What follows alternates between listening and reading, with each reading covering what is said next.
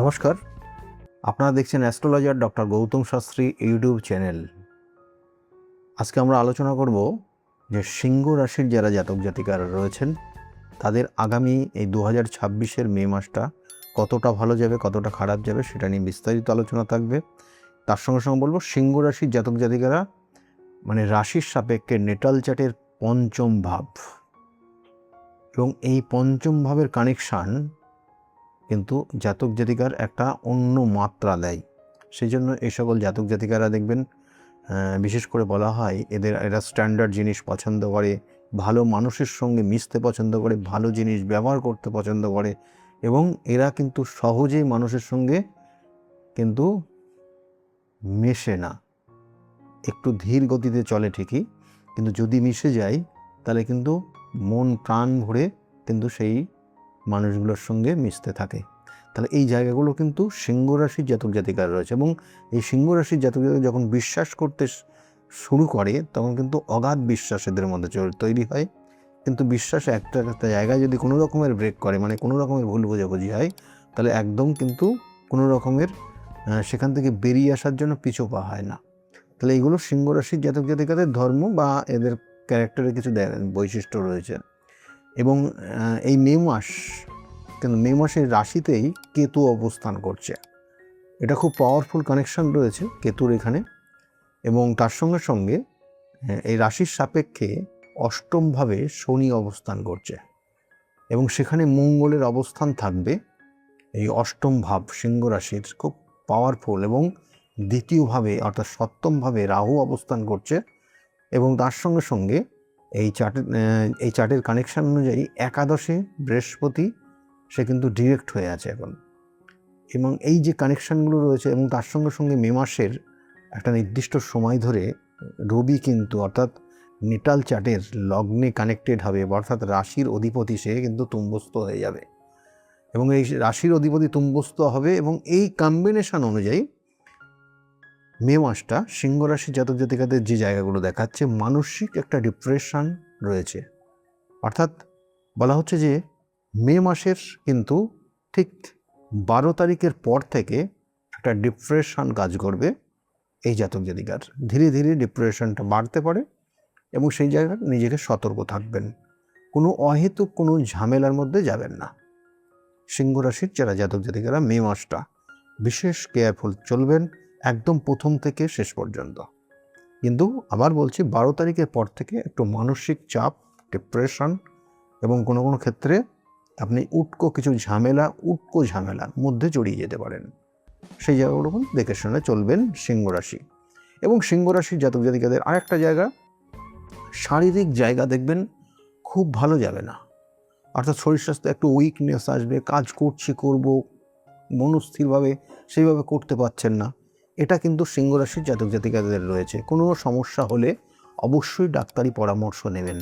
কোনো ক্রিটিক্যাল সমস্যা দেখা গেল আপনার ইন্টারনাল অর্গান নিয়ে কোনো সমস্যা তৈরি হচ্ছে, সেটা ফেলে রাখবেন না, ডাক্তার দেখিয়ে নেবেন। সিংহ রাশির এটা কিন্তু প্রবল রয়েছে এবং তার সঙ্গে সঙ্গে ব্যবসা বাণিজ্যের ক্ষেত্রে কিন্তু ভালো মন্দ দুটো মিশিয়ে থাকবে সিংহ রাশির জাতক জাতিকারা।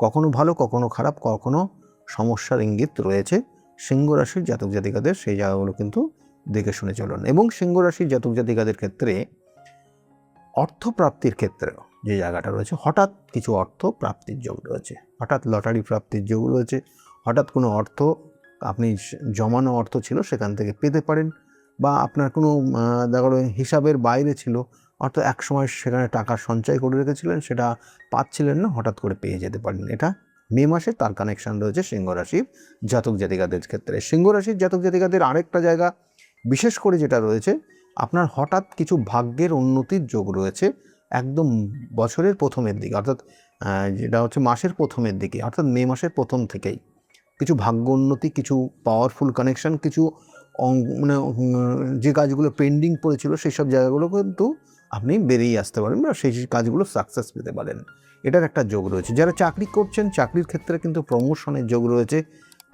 চাকরির ক্ষেত্রে আপনার অনেক কিছু জায়গা মানে বাধা বিপত্তি কাটিয়ে ফেলতে পারেন এবং প্রমোশন, স্যালারি ইনক্রিমেন্ট, দায়িত্ব বৃদ্ধি, এগুলো কিন্তু প্রথমের দিকেই এপ্রিল মাসের আপনার রয়েছে সিংহ রাশির জাতক জাতিকাদের। এবং এর সঙ্গে সঙ্গে যারা ব্যবসা বাণিজ্য করছেন, ব্যবসার ক্ষেত্রে সপ্তমভাবে রাহুর অবস্থান, এবং এই রাহু নো ডাউট খারাপ না, ভালো। এবং সেই জন্য বলা হচ্ছে যে ইম্পোর্ট এক্সপোর্ট রিলেটেড কোনো বিজনেস যদি করেন সেক্ষেত্রেও খুব ভালো জায়গা আপনার ক্ষেত্রে রয়েছে। এবং এর সঙ্গে সঙ্গে কোনো অটোমোবাইল রিলেটেড বা ট্যুর ট্রাভেলসের যারা ব্যবসা বাণিজ্য করছেন বা এই ধরনের রিলেটেড কোনো ব্যবসার মধ্যে যারা রয়েছেন সিংহ রাশির জাতক জাতিকা, তাদের জন্য কিন্তু এই মে মাসটা নো ডাউট খুব ভালো সময়। এবং এর সঙ্গে সঙ্গে বলা হচ্ছে যে সিংহ রাশির জাতক জাতিকা যারা স্টুডেন্ট রয়েছে, স্টুডেন্টদের জন্য খুব খারাপ না, কিন্তু ডিপ্রেশন এবং মানসিক দুশ্চিন্তা এবং এর সঙ্গে সঙ্গে শনির যে ধাইয়ার প্রভাবটা রয়েছে সিংহ রাশির জাতক জাতিকাদের, সেটার জন্য একটু কিন্তু স্থিতি অবস্থা কাজ করছে স্টুডেন্টদের। সেই জন্য অলসতাকে কাটিয়ে নিজে পরিশ্রম করে সেই জায়গাগুলোকে সাকসেসের জায়গা নিয়ে আসতে হবে এবং পড়াশোনার প্রতি মনোযোগটা অনেক গুণ বাড়াতে হবে। এটাই মেন কিন্তু কথা স্টুডেন্টদের জন্য। আর যারা চাকরির জন্য চেষ্টা করছেন, প্রথম অর্থাৎ 1 থেকে 12 তারিখ পর্যন্ত আপনার কর্মের যোগ কিন্তু প্রবল রয়েছে, এবং 12 তারিখের পর থেকে পরবর্তীতে 7 দিন কিন্তু আরও হাই পাওয়ারের কানেকশান রয়েছে, যেটা আপনি খুব সহজেই এই জায়গা থেকে উত্তীর্ণ হতে পারেন বা সাকসেস পেতে পারেন। যারা কম্পিটিটিভ এক্সাম দিচ্ছেন তাদের জন্য কিন্তু বলবো আপনার ক্ষেত্রে 12 তারিখ থেকে একদম 16 তারিখ পর্যন্ত, 12 থেকে 16 তারিখ পর্যন্ত সময়টা আপনার জন্য খুব শুভ সময়। এই সময়টাকে কাজে লাগান। এবং এর সঙ্গে সঙ্গে বলবো যারা দাম্পত্য জীবন রয়েছেন, কারণ দেখুন এখানে যে কানেকশান রয়েছে শনির ধাইয়ার প্রভাব, মানসিক দুশ্চিন্তা, ডিপ্রেশন, এবং এই জায়গাটা কিন্তু সিংহ রাশির জাতক জাতিকাদের 12 তারিখের পর থেকে অর্থাৎ 14 তারিখের থেকে শুরু হবে। পরবর্তীতে মানসিক দুশ্চিন্তা, ডিপ্রেশন এবং স্বামী স্ত্রীর মধ্যে একটু হতাশার জায়গা, স্বামী স্ত্রীর সঙ্গে মনোমালিন্যের জায়গা তৈরি হবে। সেই জায়গাটা কিন্তু সতর্ক থাকবেন সিংহ রাশির জাতক জাতিকারা। সিংহ রাশির আরেকটা জায়গা বিশেষ করে দেখাচ্ছে, যারা প্রেমিক প্রেমিকা রয়েছেন তাদের জন্য কিন্তু সময়টা কিন্তু খুব খারাপ না, খুব ভালো না, মিডিয়াম একটা জায়গা রয়েছে। কিন্তু আপনি অল্পতে খুব দুশ্চিন্তা করেন এবং ডিপ্রেশনে চলে যান এবং কখনো কখনো ভুল বোঝেন। অর্থাৎ এই ভুল বোঝাবুঝি জায়গাগুলো আপনাকে সেখান থেকে না বেরিয়ে আসতে পারলে কিন্তু সম্পর্কটা আরও তিক্ততা জায়গা চলে আসবে। এবং এটা কিন্তু এই মাসের ঠিক 20 তারিখের পর থেকে 30 তারিখ পর্যন্ত সময়টা খারাপ যাবে, এবং এই জায়গাগুলো কিন্তু চললে আপনার পরবর্তীতে সমস্যা তৈরি হবে। এবং এটা বিশেষ করে কানেকশান রয়েছে।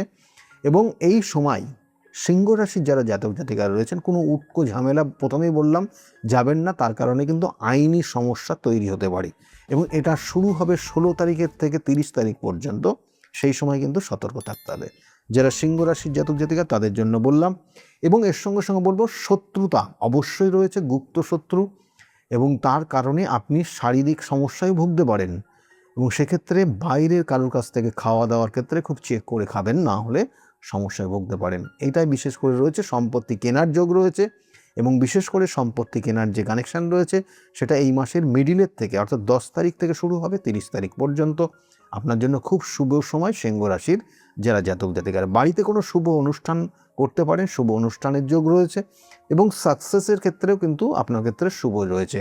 দেবত্ব স্থানে অনেক ক্ষেত্রে ভ্রমণ করবেন, দেবত্ব জায়গায় তার কিন্তু বেশ কিছু কানেকশান তৈরি হচ্ছে, যেটা আগামী দিনে আপনি খুব সাকসেসের সঙ্গে বিভিন্ন দেশ বিদেশে বিভিন্ন জায়গায় ভ্রমণের যোগ রয়েছে। এই ছিল সিংহ রাশির জাতক জাতিকাদের 2026-এর মে মাসটা কতটা ভালো যাবে সেটা নিয়ে বললাম। আপনি সর্বদাই যদি এবং প্রত্যেক সোমবার করে যদি শিবের অভিষেক করেন তাহলে আপনার জন্য খুব শুভ হবে। এবং তার সঙ্গে সঙ্গে সাদা চন্দনের ফোঁটা যদি আপনি নিতে পারেন তাহলে আপনার ক্ষেত্রে অনেক কিছুর নেগেটিভ প্রভাব থেকে বেরিয়ে আসতে পারবেন। আমি বারবার বলি, প্রতিকার, প্রতিবিধান এবং সঠিক গাইডলাইন জীবনকে পরিবর্তন করতে পারে। বহু মানুষ সেই জন্য তার প্রতিকার প্রতিবিধান নিয়ে আজকের জায়গায় ভালো রয়েছে। যদি মনে করেন যোগাযোগ করবেন, বুকিং নাম্বারটা নোট ডাউন করে রাখুন, বা অ্যাপয়েন্টমেন্ট নাম্বার বলে যে নাম্বারটা যাচ্ছে সেটা নোট ডাউন করে ফোন করে নেবেন। সকলে ভালো থাকবেন। আগামী দিনগুলো প্রত্যেকের খুব শুভ হোক, এই শুভকামনা রইল। নমস্কার।